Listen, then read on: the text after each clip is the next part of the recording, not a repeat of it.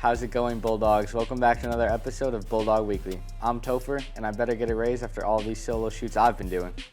This week, we take a look at the upcoming drama production in Mr. Carvalho's show, Bulldog Sports. Before all that, here's Mr. Duvall and Mr. Carrig with the rundowns. Hello, everybody. Welcome to the rundown. We have kind of an interesting week upcoming. Today is November 16th. We have 4 Bulldog blocks this week. And one day without it, which is kind of a special day, which I'll talk about. Monday is the 17th. We're going to see Bristol Community College here.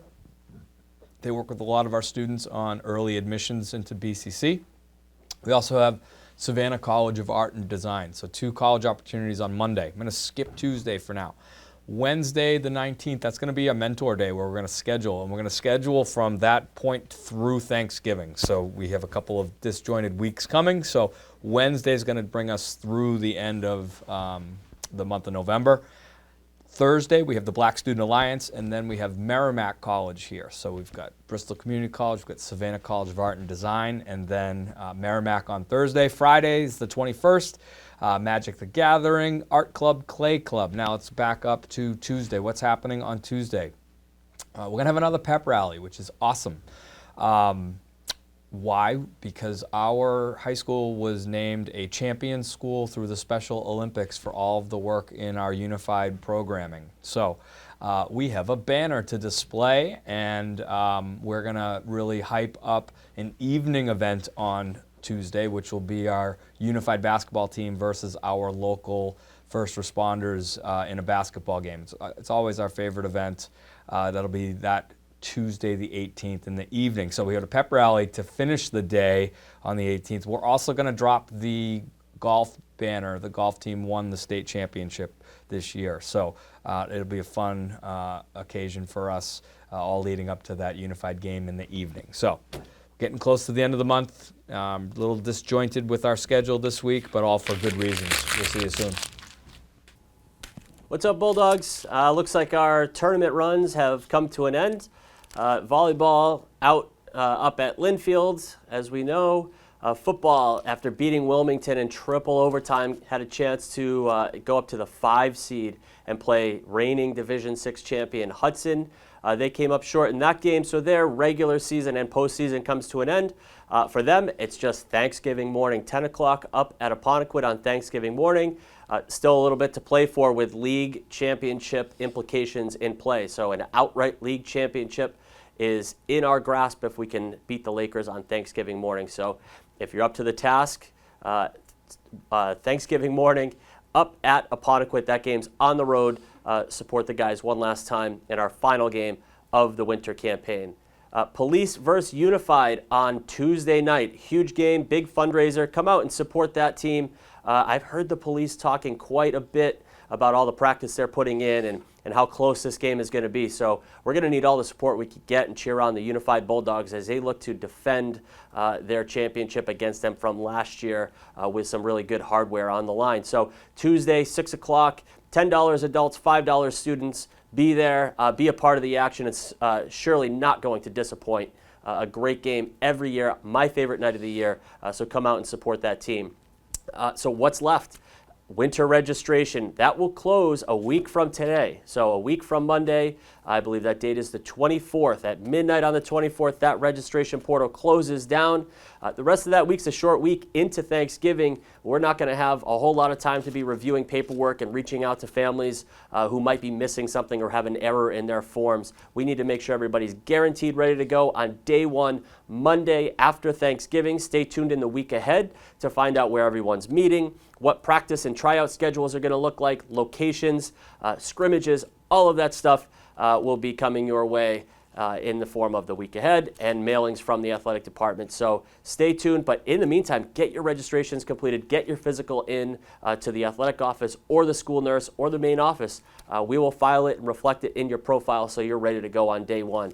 Looking forward to a really exciting winter season. One more game for football on Thanksgiving morning. And as always, go Bulldogs. Thanks again, guys, for the updates. Up next, we have a sneak peek at what's to come in ORR's upcoming drama production, Murder Mystery at the Murder Mystery. Let's take a look. All you gotta do is put a bit more southern on it.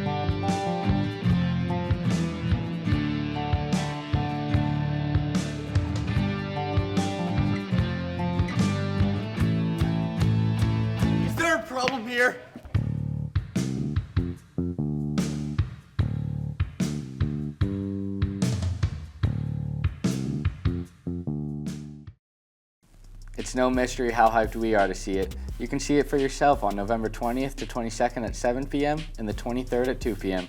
General admission is $12 and $10 for students and senior citizens. Up next, Mr. Carvalho has a brand new installment of his show, Bulldog Sports.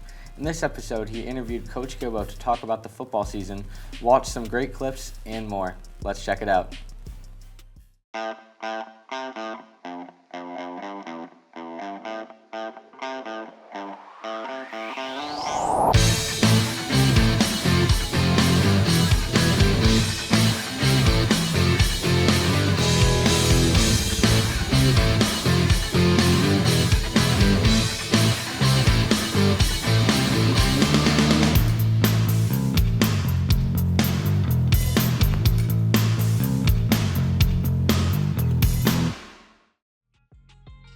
Onto the season, I'll try to just kind of package the beginning of the season. As I like to do, once again, lined up a tough schedule early on, to say the least. Head up to Plymouth North, who are currently number 9 in Division II. As far as I know, played them a tough one-possession game. I believe it was a one-possession game in the second half. What did you see in that first game, especially on the road against a tough team? As coaches, our first game, there's still always this feeling out process. You're putting all this preparation time in, and we still, with 16, 17-year-olds, as we've talked about, not sure what you got. But the kids hung tough, and I thought played a solid game. Yeah, I think we tied the game with about 5 minutes to go. So it was 14-14, and then they went down, they scored, and we had a chance. We started moving the ball, and it kind of stalled out there, and they punched one in late. But the score was, it was a 28-14 final, but it was an indication of the game. The game was much closer, tougher. And for a lot of those guys, we had a lot of guys, it was their first varsity experience. Starting, they played special teams or role players, but being like the featured player. So I think that takes time, and kids battled, they didn't give up, they kept fighting, did some good things, and just came up short. Right, and I think some of the psychology of September, you head over to Spartan Village, made some mistakes. Obviously a tough ending, which you don't have to relive. I thought, again, the team played a fairly well-balanced team, but as football is, not just about blocking and tackling, about taking care of the ball, about some turnovers, and at the end just came up a little short. I'm sure that's probably one you wanted back early on with the teams coming in. Yeah, I think we lost a tough one. Had a lead, 10-point lead, kind of gave it away at the end. Was able to drive down the field, put ourselves in position to win, and we didn't. But I think it would have helped. It would have helped things. I think confidence of the young guys to get the win. And I'm sure we'd all like to have that one back. But it just made us, appreciate what we've done the last couple of weeks a little bit more. Starting off the way the season started. Headed down the street to a buzzsaw with the Blue Devils. We know what they've been. Came out well. Again, I was standing on the sidelines and I saw a former student of mine who hasn't played a lot starting at cornerback. And I saw the walking wounded on the sideline against a pretty good Faven team. A buzzsaw. Came out great, scored the first touchdown. I think, again, this was one of those games where your quarterback did a lot of good things, but thrown into the fire. And certainly I think he persevered from then and got better from that game and learned some lessons. I mean, Faven was tough. They've got size, they've got length all over them. But I think there was some growth and growing pains over there in Faven that night. Yeah, I think we left some plays on the field. I think that, the game got away from us late in the first half and in the second half. But, there were plays that we left on the table that I think if we made those plays, the game would have been a 21-14 game at halftime. But I think, that's part of having inexperienced players, right? Like, you need to have those days, and they've all responded well from that. And I think, hey, if we have to see Faven again, I think, we'll be more prepared for what they do, because they're a seasoned team, and they've had a lot of wins. They got a lot of guys who've been playing 2-3 years on the varsity level, and that experience it's invaluable. Yeah, I highly doubt it would be the same outcome as we saw there at this point. I think your teams only get better as the year goes on. Just to finish off the first part of the season, you got a tough Indian team coming in. 33-21, again, probably not totally indicative of that game. A little close to the final score. Quick thoughts maybe about the game, individual performances, not all listed here.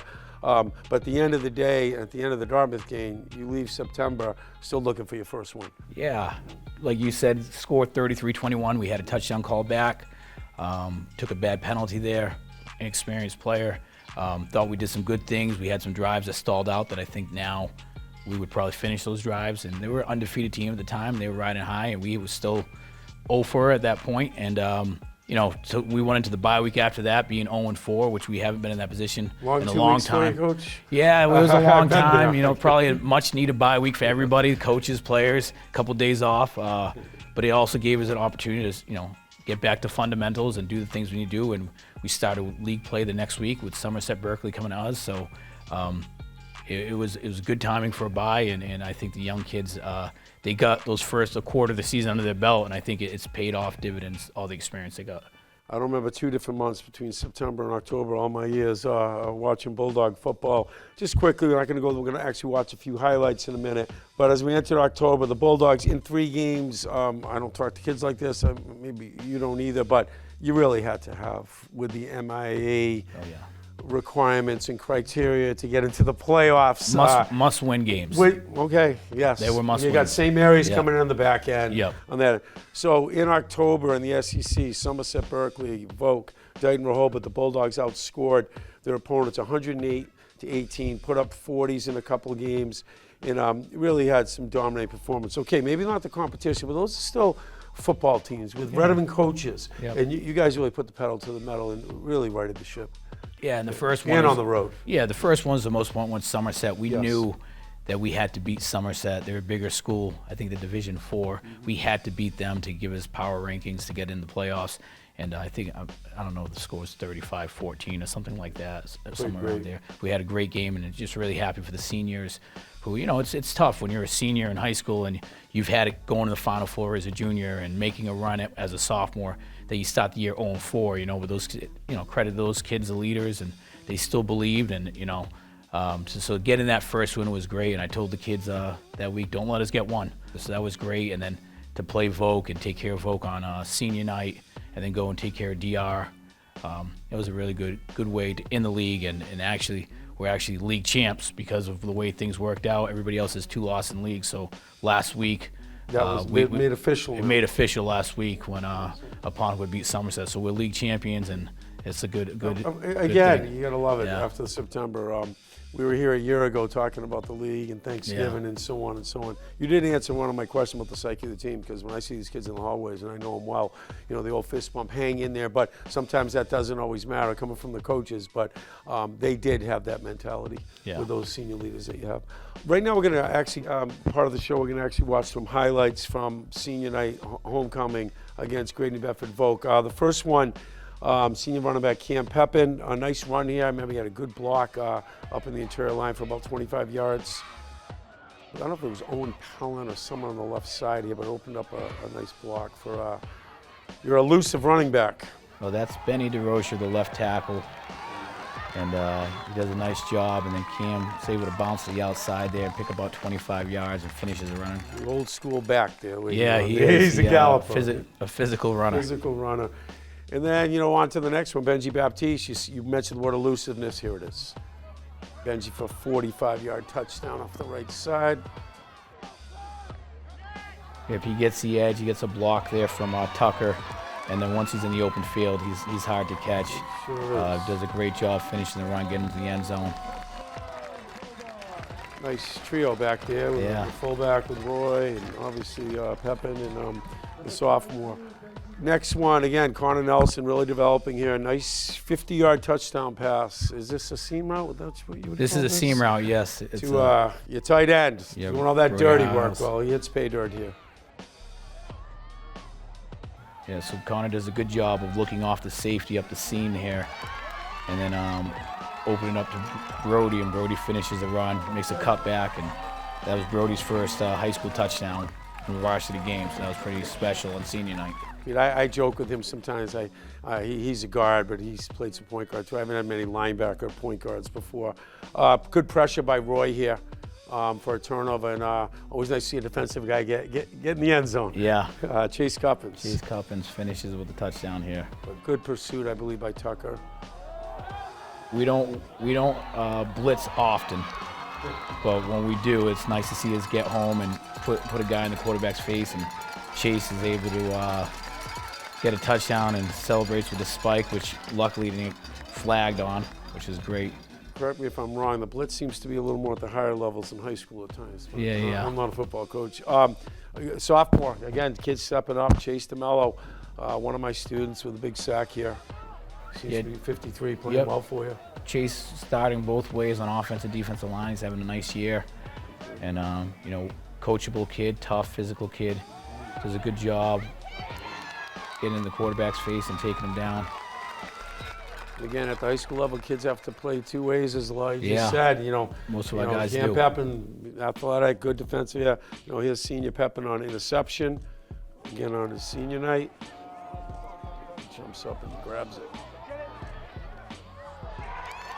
Pep does a good job there of, you know, staying on his side of the field, not floating too far to be able to help out on the safety there. And obviously that pick, I think maybe the next play or 2 plays later, I think we scored off that pick. So that So was, staying on his side, kind of reading the quarterback. yeah, then reading the pursuing. quarterback, yep. Keeping leverage on the Wasn't an quarterback. easy pick too. You had to go up and get it. Again, I think the sophomore here, Baptiste, 35 yards for a touchdown. You see a great cut here by Benji, and shows not just moves, but you start, you know, understand the game with blocking and so on. Yep, there you go right there. Makes the safety miss, bounces back outside, avoids traffic, does a good job. Got into that secondary. That was that. Next one, Connor Nelson, a senior, Henry Berry. You know, we all love Henry, how he works and his athleticism. You'll see that here. Offensive line does a nice job keeping a clean pocket, and then he delivers a strike to Henry, and Henry gets a couple yards after the catch, picks up the first down, and Henry's done a great job all year, and Both for ways. 4 years. Yeah, really does. 4 He years. stepped And up we in the actually playoffs last year. we just promoted Henry to be a captain as That's well awesome. yesterday, so That's awesome. happy for Henry Berry. Big part of what's Great going on kid. this winter. Had a great summer league. And the last one, good to see Tucker Roy here on the 30-yard touchdown. I don't know if you consider him a fullback or. Yeah, he's a I'm fullback. dating myself, Bryce. He is a fullback. He does a nice job here out in open field. He's pretty elusive for a fullback, and he's a Sure. quick guy and physical. So it's nice to see him to get down there and be able to Sure was. finish the run, and he's had a nice season for us. Yeah, those hockey goalies. Yeah, They're in a different position. great athletes. Awesome stuff, guys. Can't wait for the next episode. We've got more exciting stuff coming your way, so be sure to tune into next week's episode and reach out to ORRHS TV if you'd like to have your own show just like Mr. Carvalho. That'll do it for this week's episode. See you again next week. As always, I'm Topher, and this is Bulldog Weekly.